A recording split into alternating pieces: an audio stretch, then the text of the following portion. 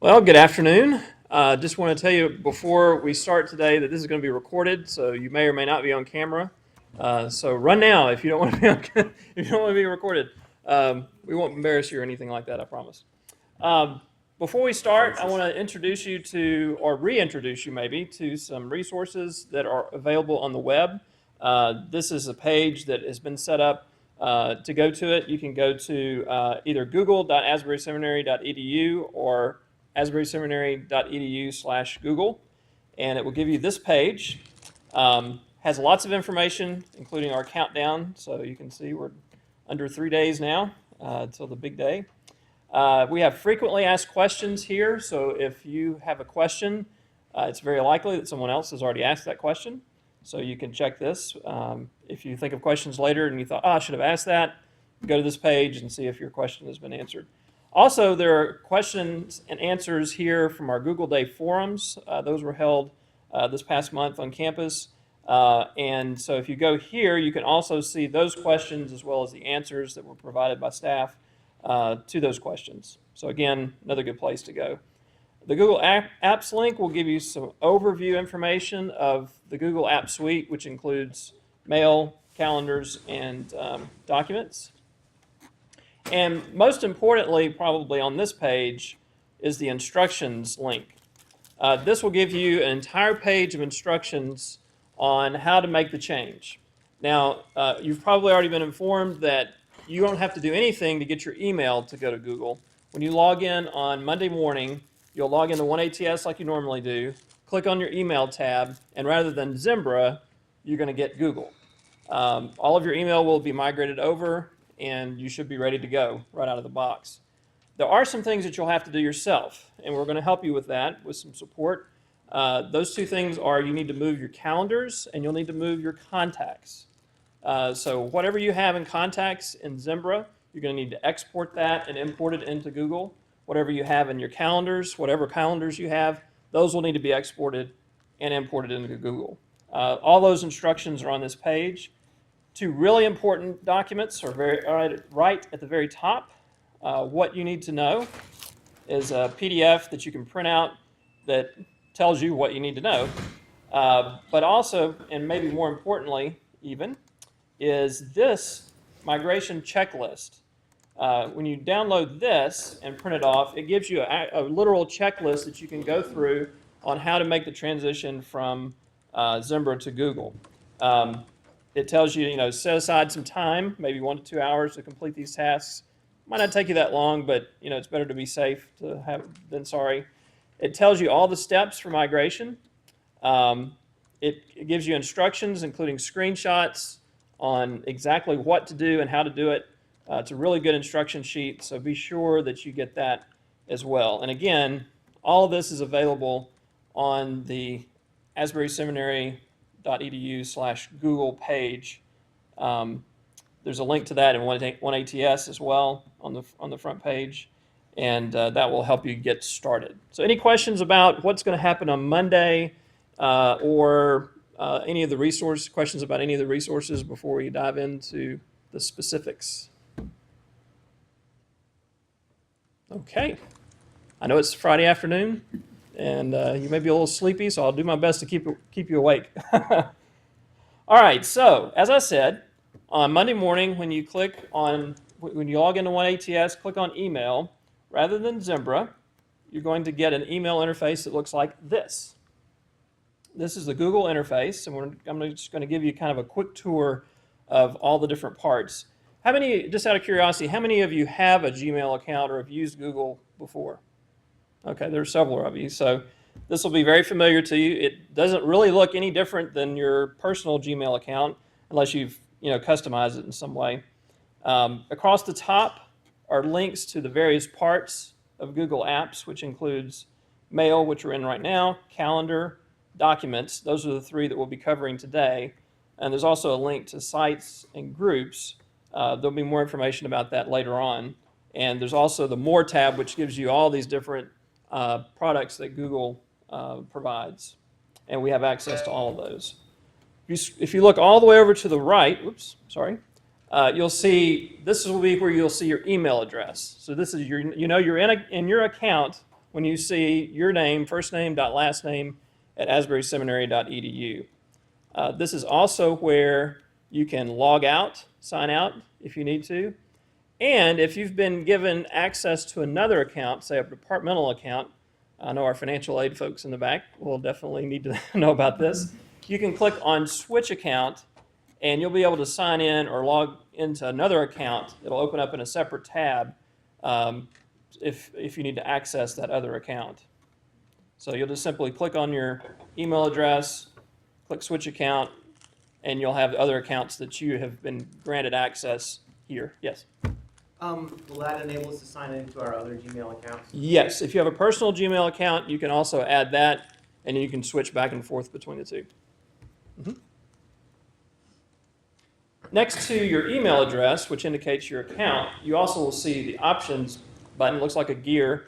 If you click on this, it gives you several different options, including mail settings, which allows you to customize the way Google Mail works, a link to help, also a link to labs, which are little add-ons that Google has for Gmail accounts, and then just general account settings and privacy settings. Up here, you see the Asbury logo. It also is a link directly back to the main page of whatever product you're using. If you're using Gmail, it takes you back to your inbox. If you're using Docs, it takes you back to your main documents page. Calendar, it takes you back to the main calendar page, etc. Next to that, you'll see a search box. Of course, Google's known for its search engine, and that search engine is enacted here in Google Mail. So you can search your email. Very powerful search. There are also some options over here we'll talk about that you can do, but you can just do a very basic search for a word within your email. If you've got one that you've sent a long time ago, you can find it that way. Under search options, you also see filters. Many of you may have used filters in Zimbra. You can use filters in Gmail as well, and we'll cover that in a few minutes. Down the left-hand side of the page, at the very top you'll see Compose Mail. That's where you click, obviously, to create a new email. Under that, you'll see what Google calls labels. In Zimbra, we call these folders, but in Google, they're called labels. They function very similarly. Inbox, of course, is your inbox, where your new mail comes into. Priority inbox, we'll talk about that in a few minutes. Your sent mail, your drafts, etc. Below that, you'll see a faint line, and you'll see the labels that you can create yourself, or that I've created in this particular account.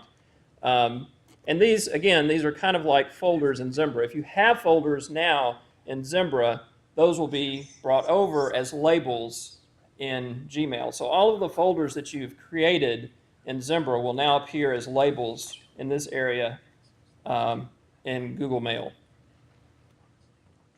Under your labels, and if you have more labels, you'll see this at the bottom, and you can expand and see more of the labels that you've created or that you've had.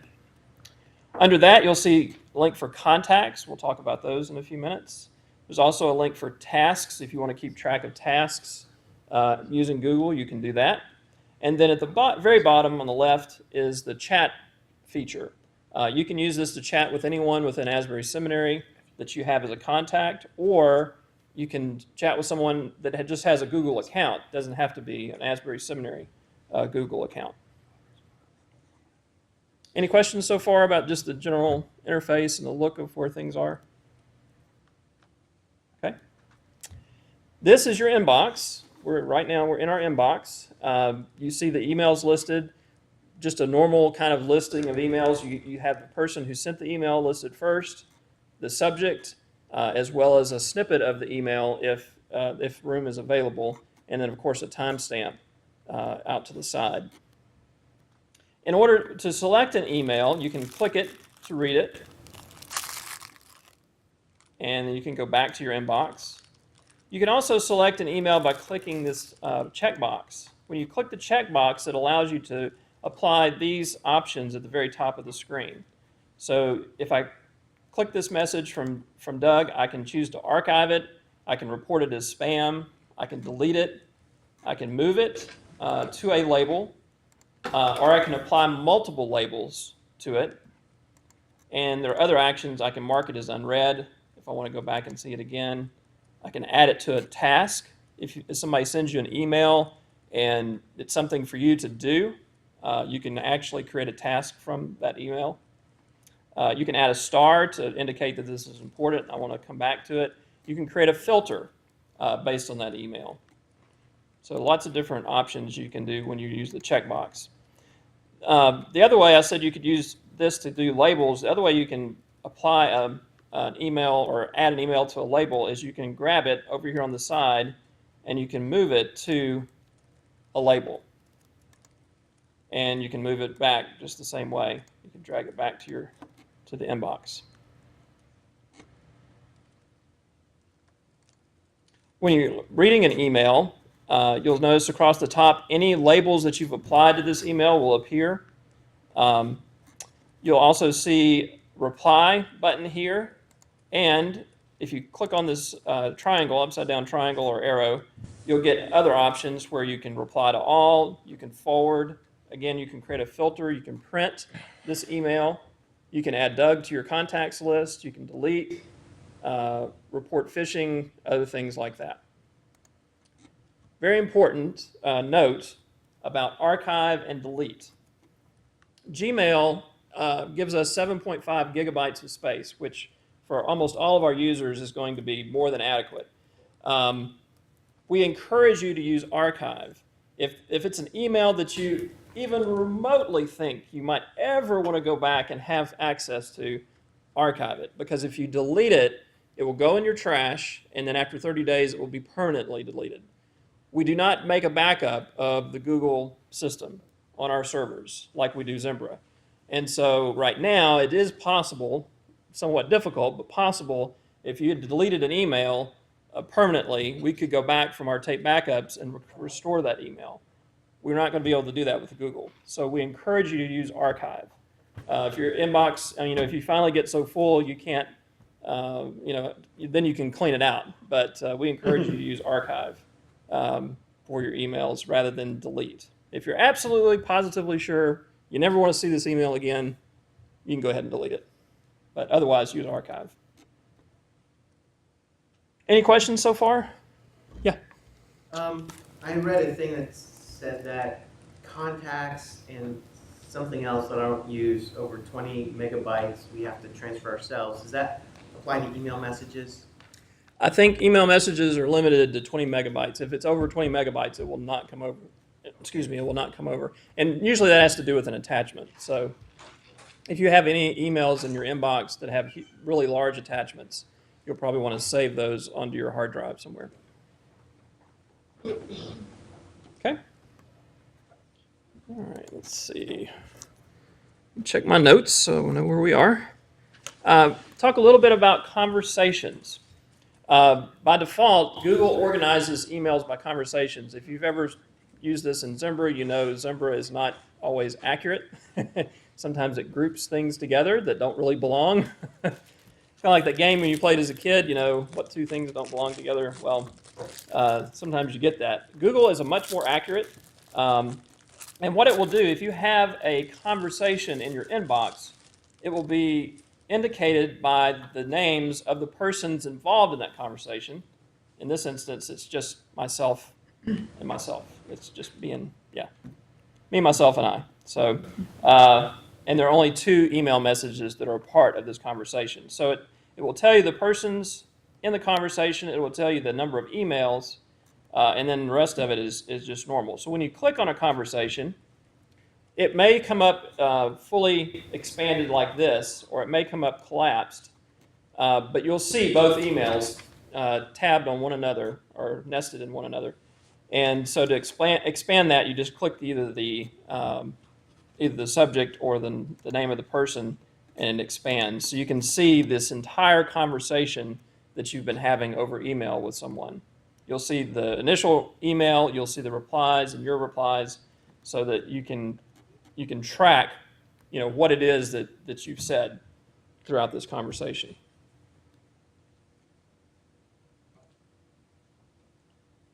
Let's see. Labels and stars. Let's go a little bit over that a little bit more. Stars are simply just an indication that this is important. I probably need to go back to this, refer back to this. I need to respond to this email. You've read it, but you want to go back to it. So you can use the star to just mark emails that are important that you want to return to. Labels are very, very handy for organizing your email. If you get a lot of email, it's sometimes it gets a little unwieldy and you want a way to organize it. If you've used folders in Zimbra, you can use labels in Gmail to do the same thing. If you want to apply a label to an email message, while you're in the email, I'm going to remove these labels right now. I can add labels. So if I'm reading this email from Doug, okay, this has to do with Google training, and so I'm going to add that label to it. When you have added the label, it will show up right here. And then when I go to that label, I will see the email from Doug is in that label. And if it no longer has the label inbox, then it's only going to show up in that folder or in that label. The nice thing about labels is that you can add multiple labels. So you might get an email that has to do with several different subjects. And similar to tags that we used in Zimbra, you can add multiple labels to an email. So for instance, if I want to add more labels to this one, I can do that. I can add Google training and follow up. And now you'll see that all of those labels have been applied to this email. And any of those folders or any of those labels I go to, that email is going to appear. And I'll be able to get to that. Let's see, what was the other one I added it to? Follow up? Yep. But again, it no longer appears in my inbox. Another important thing about archiving, when you archive, it does disappear from your inbox, but you can always go to All Mail, and that will show you all of the email that's still associated with your account. So all of your old emails, that's where you would go to find those. You could always just do a search, but if you wanted to go manually and look for it, then you go to All Mail. All right, any questions so far in kind of the overview? Yep. You had mentioned that it groups things by conversation. Do you have the option, like in Zimbra, to group them by message? You can.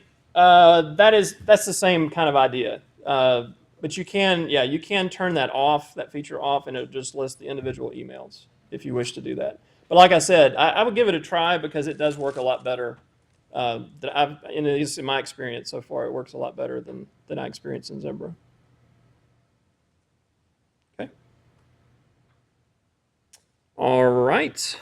So let's talk a little bit more about searching email.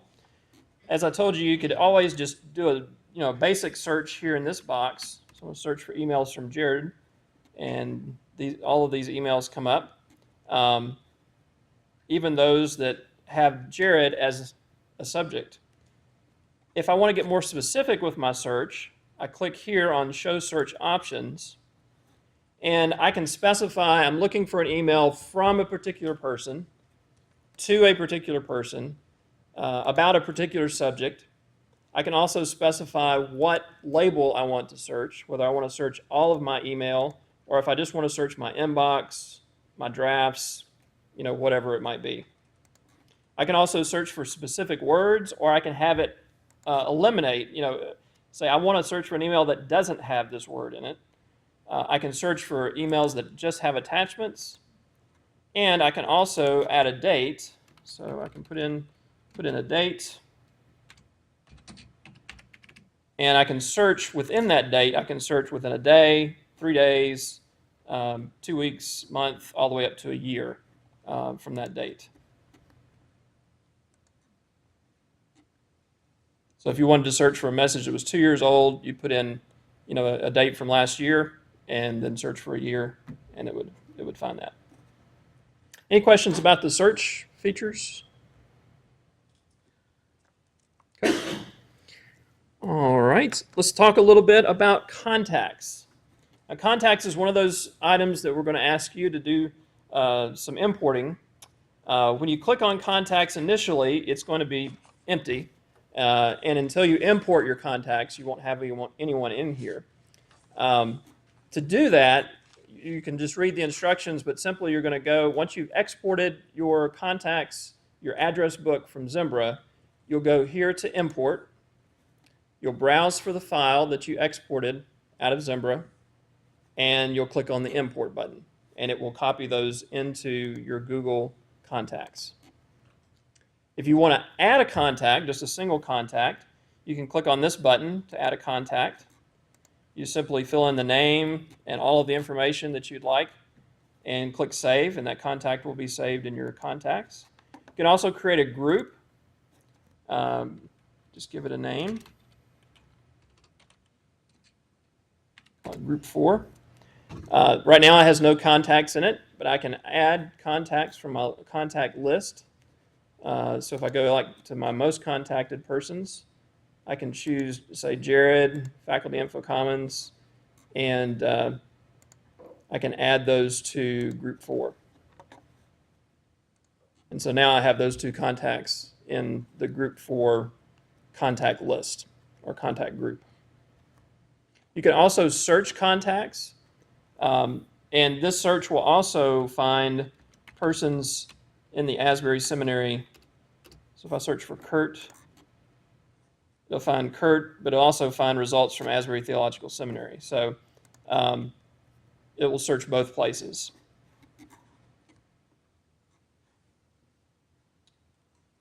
All right, go back to our inbox. Brian, Yeah, go ahead. will groups that we have set up in Zimbra come over intact? The group will not come over intact. The group name will come over, but you're going to have to rebuild the individual persons that are a part of that group. Well, the group name and the group member Oh, that's a group member, but it doesn't. will appear, but it won't. But it won't work. as a group. Yeah. So Unfortunately. you do have to rebuild the groups. So would you just kind of like go into that group and under the listed names, just re-input their email address, Right. basically? But they'll all be listed there so I can see who. They'll be was in it? listed, so at least you know who was a part of All I it. gotta do is, can I check them right there? Or Let me play with that while you're in there. I don't think so, but let me check. I got a group of like 260 that I was hoping not to rebuild, but Let me check that. So we'll get back to you on that, Milton. Related to contacts, of course, is composing an email. So if you want to compose an email, you simply click the compose email link. And this is going to look pretty familiar to you. You have a to field, so you would fill in the person that you want to send it to. And Google also uses a global address list just like Zimbra. So when I start to type in somebody's name, if I start typing in Dawn's name, I see her name come up. And anyone else that I want to type in, their email addresses will come up as well. I can also add a carbon copy or a blind carbon copy. And the option for that is you can click on to CC or BCC, and that will pull up your contacts. So then you can choose from those persons that are listed in your contacts, or you can search from here if you wanted to. I don't know why you'd want to do that, but you can search for the name within here and add the contact that way. Of course, you'd always want to give a subject. You can attach a file. If you click the attach a file link, it will go navigate to your hard drive, and you can simply, you can simply select, keeps clicking on me. Select the file, it uploads the file and attaches it to the email. Then you can type in your text. Your text can be formatted in various different ways. There's the usual things: bold, italic, underline. There are about 10 different fonts that you can choose from. There are 4 sizes that you can choose from small to huge. I love that term. You can also apply colors to the text if you want to have a different color. You can add links, numbered lists, bulleted lists. You can change the indent. You can add a quote. You can change the alignment, left, right, center justified. And this little T with an X, this will remove the formatting and return the text back to its default state. You can also check spelling. Most browsers will do this as you go, but you can always do this to just double check your spelling. And interestingly, you can choose all kinds of different languages too if you wanted to check it, in another language. So if you're writing someone to the UK, you can check UK English and make sure, you spelled things correctly. And when you're ready to send, you simply click the send button either at the top of the email or at the bottom. You can also click Save Now, which will save it in my drafts folder. And if I don't want to finish the email right now, if I need some more information before I send it, I can save it as a draft. I can go back later and finish the email and then send it. But if I want to discard it, I just simply click Discard, and it will be deleted. I can also undo that if I did it by accident. So that's a good, helpful little thing there. There's also a feature that you can enable in Labs, which are the add-ons that will let you undo the sending of an email. It gives you like a 10-second window or up to 30 seconds. So if you send an email and you're like, oh no, I shouldn't have sent that, you can undo the send. There is no tracking. Many people have asked this who remember first class. There's no way to track to see if someone has read your email or not. So sorry about that, but that's not going to be available. Could be a lab that they add on later. Who knows? Let's see. Talk a little bit about attachments. If you have an email that has an attachment, it's going to show with a paperclip on the right-hand side. And when you open this email, you'll see the attachment listed in the body of the email. You can choose to download it, which would save it on your computer, or you can choose to view it. If you choose to view it and it's compatible, it will actually open in Google Docs. So it doesn't have to open a program on your computer to open the document. It'll just open it right in your browser. And you can choose to save this in your Google Documents if you wish. And we'll cover Google Documents in a few minutes. But that's just one way Gmail integrates with the Documents feature. Hey Brian, is there an autosave feature? Yes. Emails are automatically saved every few seconds, same as in Documents as well. So it's really hard to accidentally delete something or forget to save something. Oh, thanks. Yeah. All right. Let's see. Let's talk a little bit about some settings. One of the features that you'll probably want to set up right away is your signature. To get to things like signature and other settings, you simply go to the gear icon up in the right-hand corner, click on Mail Settings, and you're going to get a lot of different options. Don't let that intimidate you. Right now, we're just going to look at a couple under General. So under the General tab, if you scroll down, you'll see a box for your signature right here. And initially, it'll be set to no signature, and so you'll have to check the radio button here and then type in your signature in this box, or you can cut and paste. Your signature will not come over from Zimbra. That was asked earlier, but it will not come over. So you'll need to recreate that in Google. Once you've typed that in, then you simply go to the bottom and save changes. And then you'll have a signature that's attached to the bottom of every email that you send or reply to. Vacation Responder is another option that you will probably use. To set up the Vacation Responder, you simply set up the dates where you're going to be gone, the begin date and the end date. And somebody asked this earlier too. We think it goes to the end of the day. So in other words, if I set it to go to May 6th, it's going to go to the very end of the day of May 6th, so like midnight on May the 6th. You'd add a subject, I'm out of the office, and then you type in a message that you want people to receive that you're out of the office. You can also specify that you only want this sent to people in your contacts, or you can have it only sent to people at Asbury Seminary. Did you have a question? Oh, sorry. Once you set that up, you click Save Changes. And you'll notice now that you have a banner at the very top of your email account that says Out of Office. So this is kind of a reminder. If you come back off of vacation and forget or had it set too long, you can just click In Now. And heaven forbid if you have to come back from your vacation early, you have to click In Now. Or even better, if you get an extra day of vacation, you can click on vacation settings and add some days to it. So, that could be good. So we're going to end that right now. So that's the signatures and vacation or autoresponder. Let's see. Talked a little bit about switching accounts. Priority inbox is the other thing. And let me return this to its default state. So when you first log in on Monday, you will not have priority inbox. But this is something you can use, again, to help you organize your email. You'll just see inbox, sent mail, drafts, spam, and trash on the left-hand side. If you would like to try out priority inbox, and I would encourage you to do so, simply go back to mail settings. All the way on the far right, you click on priority inbox. There's also a little video here that will tell you kind of, give you an overview of what priority inbox does for you. Click on show priority inbox and then click save changes. What this will do is add, right under your inbox, it'll add a box called priority inbox. And when you click on this, you'll notice that it's organized a little bit differently.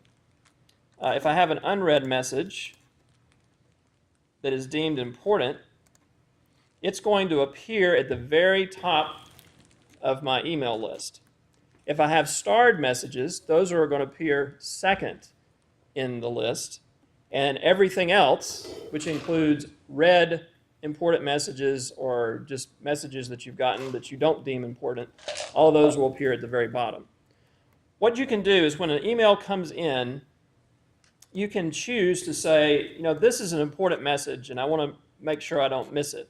So there are two, once you activate priority inbox, you'll see two new features up here between the delete and move to, that you can mark this as important or you can mark it as unimportant. So I want to mark this as important. And so when I do that and I go back to priority inbox, I'll notice that there's a flag next to that, those emails that I've deemed to be important. And again, it'll kind of learn that. So if you deem something important from a particular person, then that will be marked as important every time it comes into your inbox. And it will appear at the top of your list. It just kind of is a way of helping you make sure you read the most important emails. And then the other stuff that's, maybe, emails from companies, solicitations, those kind of things appear down at the bottom so that, you can go back and read them later, but they're not a high priority item and you don't have your inbox cluttered with all of those, Now, I'm sure you guys get like lots of emails from the federal government or whatever, and so those are important, but you may not want them at the top of your list. So you just decide how you want to treat those. We did the experiment earlier. Doug sent me an email. Anyone who's emailing from Asbury Seminary at asburyseminary.edu is going to automatically be deemed important because they're within our domain. Now you can mark it unimportant if you want to, but that way you get, your work emails are going to show up at the top, if your supervisor is sending you something or whatever. So, all right, that's a little bit. Any questions on priority inbox? All right. Let's see, have I missed anything on Google Mail? Any questions overall on Google Mail? Urgent emails in Zimbra, we can mark a message urgent. Right. Let me think. We mark it important here before we send it. I don't remember if there is a way. I don't think there. You're talking from the sender's point of view. Yeah. So if I'm creating an email, I don't think there is. Unless there's urgent in the subject. Yeah. I don't think it has like the little exclamation points that we used to have in Zimbra. I don't think it has that feature. There may be a lab that I'm not aware of that adds that feature. That's something we could check into, but by default, it doesn't have that. Yes. Do we need to export our calendar and contacts before Monday, or can we do it on Monday? No, you can wait till Monday. I mean, if you want to do it now, that's fine. But you're fine to wait until Monday to do it. And just a note, Zimbra will be available until June the 1st. and there's going to be a link added to 1ATS where you can go back and get into your old email account if there's something that you left behind, or because the other things that won't come over are anything you have in your briefcase or anything that you've created like a document in Zimbra. Those will not come over either. So that'll give you some time to go back and collect anything that is important to you out of that account. Now, Zimbra will be available, but it's read-only. Yes. So you can't send anything or receive anything from Zimbra after Monday, starting Monday. Right. Thanks, Doug. Any other questions on Gmail before we move on to calendars? All right. We can always have questions at the end, so if you think of a question, just hold on to it. If you click the calendar tab, this is going to take us to our calendar. And you'll notice it's very similar. You'll have the Asbury logo up at the top left. You have a search. Each of the Google apps has the search feature built in, so you can search your calendars, you can search your documents, you can search your email. It has very similar search options as well if you want to search your calendar. And again, up in the right-hand corner, if you want to change settings to your calendar, you click the gear icon, and this is where you get to calendar settings as well as help. Just below that, starting at the left, you see Create Event. This is where you click to create a new appointment or a new event on your calendar. Quick Add is just a quick way to add an appointment. If you click that, it will add it. You actually type in like this. If it says dinner with so-and-so at 7 p.m., it's smart enough to actually add it. It's kind of a neat feature. Today button actually goes to today. So if you're looking way down in the future, you can click today to get back to the current date. You can advance forward and backward with these buttons. If you're in the week view, it goes backward and forward a week, month, the same thing. And these are the different views. You view by the day, by the week, month. This is a 4-day window, but you can customize this to, like, if you wanted like a work week, like 5 days or something like that, you would simply just go to mail settings or calendar settings, and you can change that. Let's see. Right down here under custom view, so we could change that to 5 days to give us like a work week view. So now I'm seeing 5 days rather than, but it's going to show you the 5 days, but beginning in within the day that you're looking at. So also there's agenda view, which is basically a list of all of the appointments that you currently have in your account, in your calendar. Over on the left, you'll see a mini calendar, which you can use to navigate. Say if I wanted to jump, to August of 2011, and I wanted to jump to August 20th, I can do that. And I can look at the day or the week, that week, or that just entire month. And if I want to go back to today, I just click today again. Below the mini calendar, you'll see a list of your calendars. So the first one listed is always going to be your personal calendar. So first name dot last name at asburyseminary.edu is going to be that first calendar listed. What you'll want to do, if you have multiple calendars in Zimbra, you will want to come into Google before you import, create those calendars, name those calendars, and then you can import each of those calendars from Zimbra into the calendar, corresponding calendar in Google. So for instance, we were talking earlier with somebody from Christine Endicott. She's going to have a weddings calendar, and so she would want to create that weddings calendar and then import all of those dates into that calendar. Yes, sir. But Zimbra is going away on Monday and Google's showing up on Monday. How do we? You still have access to Zimbra. It's just read only. Oh, okay. It will not send or receive email. You won't be able to get calendar notifications or anything like that. Okay. It's just a repository of whatever you've done in the past. So, yeah. So you'll have access to it to export things and copy things over. To add a calendar under this list of calendars, you just simply click Add. And this takes you to the calendar page, or add a calendar page. You give the calendar a name. And you can add a description if you want to. You can add a location. You can also choose to share this calendar with someone else. We do this a lot in Zimbra right now. I can add a specific person. If I wanted to share this calendar with Jared, I would add him. And I can change the level of permissions that he has. Right now, he can just see all event details. But I can change it to where he can make changes to events as well. So that way he can manage the calendar with me. Or I can make him really an admin over this calendar where he can make changes and he can manage sharing. That way he can not only make changes to the calendar, but he can share it to someone else if he thinks someone else needs to have access to this calendar as well. So once I've set all that up, I simply create the calendar. I'm going to take him off so he won't get an email. Create the calendar. If I had shared that with Jared, he would have gotten an email that says, Brian Yike has shared this calendar with you. And once he accepts that, it will appear in his calendar over in this list on the left-hand side as a calendar that's been shared with him. And so that way you can share your calendar out to multiple people. Just a note about viewing multiple calendars. Whenever you click on a calendar, you'll notice that it highlights in the color that's designated. And the more I click, the more calendars that show up. So if I want to see all of my calendars at once, I want to make sure I've highlighted all of them. If I don't want to see a particular calendar, I simply click it again, and I can view just those calendars that I want to view.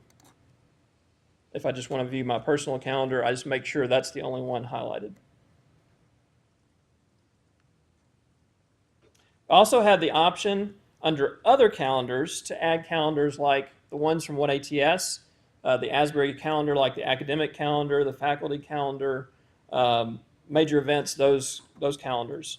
You'd simply add that here and click on Add by URL. You would have to get the link from 1ATS, paste it into this box, and that will add that calendar to this list here at the bottom. You see I've added the faculty calendar that has the dates for different faculty meetings and such on there.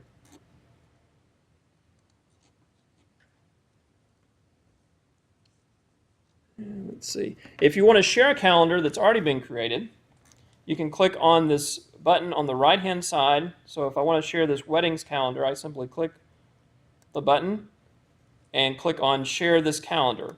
That will take me to this page where I can add a person. Just simply start typing in their email address. And again, this is linked to our global address list. So anyone that I start typing in should show up on here. So if I start typing in Kari's name, it's going to show up. And I can add her as a person sharing this calendar. And I can change, whatever permissions I want to give her for the calendar. And then just click Save. And then she'll get a notification that this calendar has been shared with her.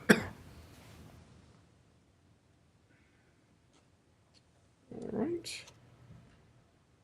When you get an invitation in your email, it's a little easier, I think, than the ones that we used to get in Zimbra. It will actually appear in the body of the email, and it'll ask you, are you attending this event? Yes, no, or maybe. And depending on which of those you click, if you click yes, it will automatically be added to your calendar. If you click no, it'll be rejected, won't appear on your calendar. If you click maybe, it will be put on your calendar, but it's a tentative kind of thing. So let's talk a little bit about invitations and creating events. To create an event, there's a couple of different ways you can do it. Say you're in the week view, and I want to set up an appointment, say late this afternoon, like at 4 o'clock. I can simply click the time, and I can just quickly add what this appointment is about. So say meeting with Kurt. And I can just click Create Event. So I just have created a really quick event. If I want to go back and edit it, I just simply click on it, and then I can add more details and more information to it if I want to. When you click, let me just go back. When you click Create Event, that's the same window that you're going to get. You're going to get this full page of information for you to fill out regarding a particular event. So if I was going to create an event this way, again, I would add a title. Say I'm meeting with Kurt, and we'll say 4 o'clock again. This is going to be duplicated. You can set the beginning date and the end date if it's different. The time. You can have an all-day event. You can have a repeated event, and it gives you all these different options on how to repeat, whether it's daily, weekly, monthly, yearly, all those sorts of things. You can fill in all the event details. You can fill in where, so BC 157. You can add a description. What is this meeting about? You can set up reminders. By default, it's going to give you an email and a pop-up reminder 10 minutes before the event. You can add up to 5 reminders. So if you're a person that really needs a lot of reminders, you can start like 30 minutes out. It'll remind you 30 minutes before, 20 minutes before, 10 minutes before, just to make sure you don't miss that important meeting. You can show yourself as available or busy during that time. You can also change the privacy of that event, whether or not it shows up. If you have a shared calendar, if you're sharing your calendar, whether or not it shows up, you can make it private. So if you've shared your personal calendar and you make an event private, even the person sharing your calendar will not be able to see that event. They may be able to see that you're busy, but they won't know what you're doing. So another important feature is over on the right-hand side, and this is where you can add attendees. So I'm meeting with Kurt, so I definitely want to add Kurt to the list.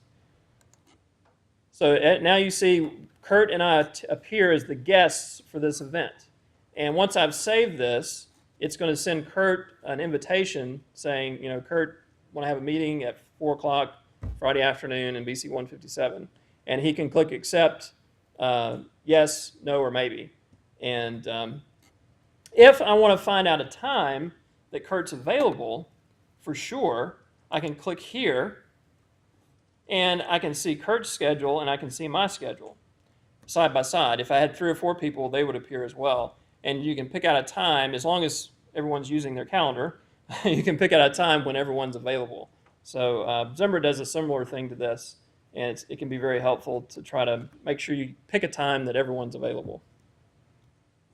And if I were to save this, I just click Save. I'm going to discard since I've already created one. And then the appointment would show here on my calendar.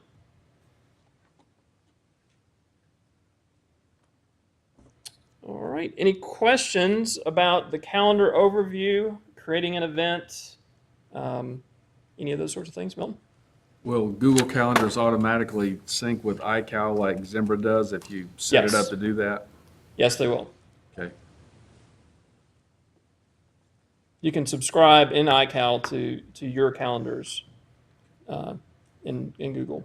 Is there a way to add like one particular event to multiple calendars at the same time? For instance, people often invite me to meetings, it gets on my personal calendar, but it doesn't get on the financial aid calendar, and then I get either double booked or Right. confused or something. Not that I'm aware of. I think when you create an event, you have to specify. Yeah, you can only specify, I think, one calendar. I don't think it'll allow you to do more than one. No. Could you then, though, as you're viewing availability, because she said availability. Right. That's calendars. true. That's true. So if I had my personal calendar up and say this new calendar was, financial aid or whatever, then I could see, both of them. So if someone's trying to schedule a meeting with you, they'll just need to make sure they check, are viewing both calendars at the same time, I guess. If I have people making appointments for me, they would need access to both my personal calendar and my work. Well, they wouldn't have to have access. They could see your busy information. They could see whether you were busy or available. They wouldn't know what you're doing or what meetings you're attending or anything like that, but they would just see your schedule and know that these are the times you're available, these are the times you're not. And you can set those permissions in your calendar settings. If you can choose to show your busy available information, or you can choose not to show it.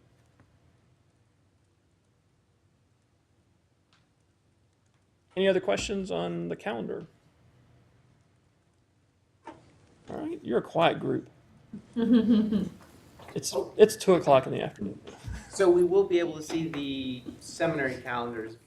If you subscribe to it, yes. You can go down here and you can add by URL, and you can add those calendars like I've added this faculty calendar, and then you'll be able to see those like an academic calendar. If you wanted to add the academic calendar, you could do that. And so like we could track the daily routine of like, say, the director of financial aid or somebody like that. Yeah, no, sorry. Only available calendars that are published. You can add down here. You can also add like lots of holiday calendars too. You have U.S. holidays by default, but you could add Chinese and European, whatever. You want to celebrate a lot of different holidays, you can do that. So, all right. Oh, Now- Yes, sorry. go ahead. Now, Right, in the Kevin. transfer, when Google comes up, it won't wipe out our other calendars that sync with our computer. They will. No, and that syncing will stop, and we'll have to reinitialize that once you get everything back over into Google. So for a period of time, the syncing is not going to be happening if you have it syncing between your computer and Zimbra, or between your phone or your iTouch or anything like that, and that'll have to be reinitialized once everything is set up. Google will have to be told to receive that. Right, and what you'll want to do is make sure you have all of your contacts, all of your calendars, everything already set up in Google before you start syncing with a mobile device. That way it doesn't wipe out, everything on there. Right. Yes, Bill? There was some point at which somebody helped me get access to like the academic calendar to have it overlay with all of our Beeson Center calendars. Is that going to be available like that faculty calendar choice at the bottom where we could make it visible? Right, let me with just show you everything real else? quick how you would do that. I don't think it'll take me but a second.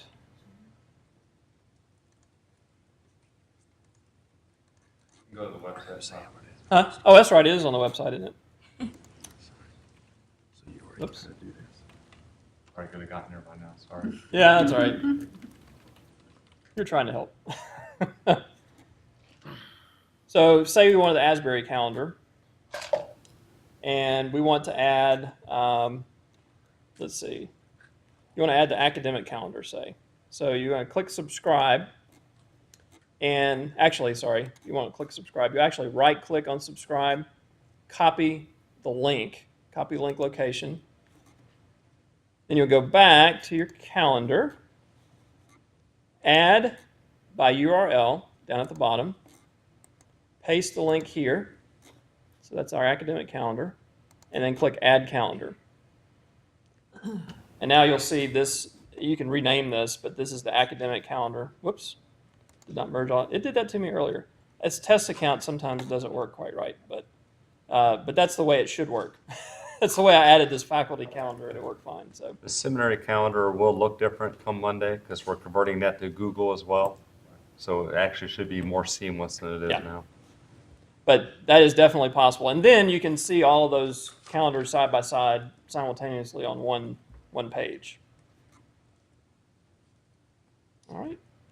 Let's move on to documents. We can have questions later if you have other questions. Again, when you click the Documents tab, this is going to take you to Google Docs. A lot of good features in this as well, especially as far as collaboration goes. Basically, when you open it up, you'll have a blank space here. This is a list of all of the documents you have stored in Google. I have a bunch of things in here right now. And these can either be things I created in Google Documents, or it can be things that I've uploaded to Google Documents. You can upload things like PDFs, text documents, Microsoft Word documents, Excel spreadsheets, or PowerPoint presentations. You can also create a document. You can create just a plain doc. You can create a presentation, which is like a PowerPoint, a spreadsheet. You can create forms, which can be used for like surveys and things like that. You can create a drawing, and you can create a collection to organize your documents. And the collections will show up down here like labels or folders for you to organize. So if I click on that, I just see the documents that are associated with that collection. You can also search your documents here at the top. You can enter in different words and search for a document if you have lots of documents. Across the top here, you can choose how you're viewing your documents. You can choose just to show PDF files or just text documents. You can choose to show just videos or just images. And then there are a lot of other options over here as well, whether it's shared with you, whether it's owned by you, those sorts of things. So you can really specify how, what appears in this list in the middle. If you click once on a document, it will show you a preview on the right-hand side. It'll tell you who the document is shared with, if it's shared with anyone, and also tell you when it was modified and by who, especially if it's a shared document. To upload a document, you simply click Upload. You can either drag and drop files into this box to upload them, or you can click Select Files to upload, and then just select one from your hard drive. Once you've selected all the documents you want to upload, you can click Start Upload. The couple of options here, you can choose to convert the document, spreadsheets, and drawings to a corresponding Google Doc format, or you can leave them in their original format, either one. And you can also convert text from PDF or image files to a Google Doc. So when you're ready, you just click Start Upload. And go back to Google Docs after it's been uploaded. And you'll see we just uploaded this file. Something to note, a shared document that has been edited since you last viewed it is going to show up in bold, kind of like a new email would. So I can tell that these documents, this Google training document and Google migration guide, have both been edited since I last viewed them. All right. You said things could be downloaded as a Google Doc. Mm-hmm. Would that mean that you could then work with a PDF file? I haven't tried working with a PDF file, but it's possible that it will convert it to a regular document. So you could work with it, right? And speaking of working with a document, one of the really powerful features of Google Docs is the ability to collaborate on a document. And Jared has been gracious enough to play along with me with this all day. So let's see, Jared, what was the document we were using? Was it Google Training? Yep. So I created this document yesterday when our training started, and I shared it with Jared and Doug, and now the three of us can work on this document simultaneously. So you'll see Jared's name appear and Doug's name appear where they're typing, but I can also type at the same time they are. So this is a great way to collaborate on a document. I was telling the earlier groups that Dale Hale and Paul Tippy and I, they were in Florida and I was here in Kentucky, and we worked on a document, an Excel spreadsheet together, and worked live like this, and we're able to get it done a lot faster than we would have if we'd been sending it back and forth by email. So this is a great way to collaborate. Yes? And where do you save that, and who saves it? It's saved automatically. Okay. You notice up here at the top where it says saved, Okay. it's going to save automatically every just few seconds. Okay. So And if you just wait a few seconds before you exit out, it'll all be saved. that's as right. is. And I've never had it miss Okay. an edit. So it's really good. The other thing you can do when you have a document like this, under the File menu, you can see what's called the revision history, which shows you all the changes that have been made and by whom. So I can go all the way back, if I want to where I created the document, and that's all we started with right there. And I can go back to look at any revision and see what it looked like at any point in time. And I can also restore that revision if I want to. So if somebody does some work on it and you're like, I wish they hadn't done that, you can take the document back to its previous form. You can also work on this. You don't have to be simultaneous. You can work on it, a little bit at a time. So, Doug, Jared, and I could all work on this document on our own schedules, but we could all go back and see what each other has done and how it looks in the final form. So again, it's a great way to collaborate. If I want to share this document with someone, say I've created a document or I've imported a document, uploaded it, I just simply click on the share button in the upper right corner, and I can see right now who all has access to it. I can see it shared with me and Jared, Doug, and Kurt. And if I want to add someone, I just simply start typing their name and add them. I can choose to allow them to edit the document, or I can just give them view access so they can just see the document. once I've finished, I just save, and then that person will have access to the document as well. And as Jared nicely typed in here for us, 10 persons can simultaneously edit a document, which might get a little confusing, and up to 100 people can edit asynchronously, so they don't have to, not on at the same time. So it's a great way, as I said, to collaborate on a document. And be sure you pay attention to this: crackers and cookies in the back, and coffee. So, thanks for coming, Gary. Brian, Yes. do the collaborators on the document all have to have seminary email accounts? Or No, just they do have to have a Google account, but they don't necessarily have to have an Asbury account. So you could invite someone, from outside, as long as they have a Google account, and you could share that document with them. Cool. Any other questions about documents? There's a lot more features, but that's probably all we really have time to cover today. Those are kind of the highlights. Yeah. I noticed all these training sessions are during reading week. Are you planning to have more training sessions next week? Actually, Monday, all day Monday, there will be training in the Info Commons. There'll be training available for staff based on your area. Those are on that document. Let's see, under what you need to know, I believe, all those training dates and times. And we'll have ongoing training, of course, as well. But those are the main times. Faculty training, we're having to reschedule that because of faculty meetings on Monday. So. All right. Well, feel free to stay around and ask questions if you'd like. Thank you for coming this afternoon. I know it's tough on a Friday afternoon to come and listen to someone talk about Google, but we appreciate you coming. Thanks. Thanks, Brian. Yeah.